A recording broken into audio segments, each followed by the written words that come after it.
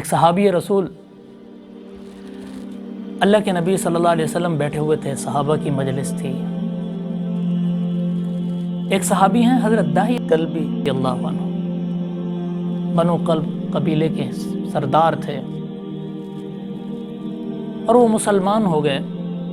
اللہ رب العزت کو اتنی خوشی ہوئی ان کے مسلمان ہونے کی، حضرت جبرائیل امین کو بھیج دیا کہ جاؤ جا کر میرے حبیب کو بتا دو کہ دحیہ کلبی بھی مسلمان ہو گیا ہے۔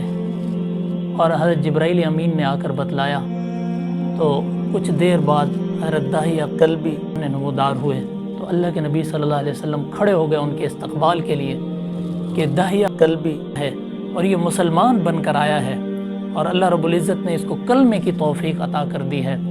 تو آئے اور آ کر رونے لگے اور بے تحاشا روتے رہے، اور ان سے پوچھا گیا، اللہ کے نبی صلی اللہ علیہ وسلم نے پوچھا کہ آپ کیوں رو رہے ہیں؟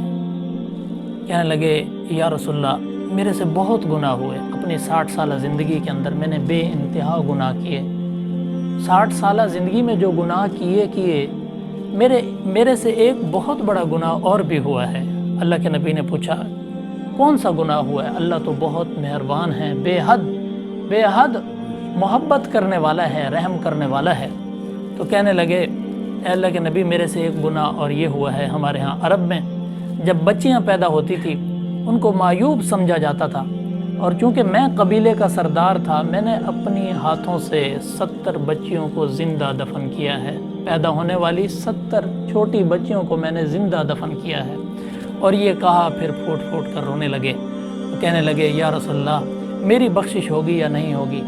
یہاں تک کہ حضرت جبرائیل امین آئے اور آ کر بتلانے لگے، اللہ رب العزت فرما رہے ہیں کہ دحیہ کلبی کو آپ کے 60 سالہ زندگی میں جو گناہ تھے وہ بھی اللہ نے معاف کر دیے، جو 70 بچوں کو آپ نے زندہ دفن کیا تھا اللہ نے وہ بھی معاف کر دیا۔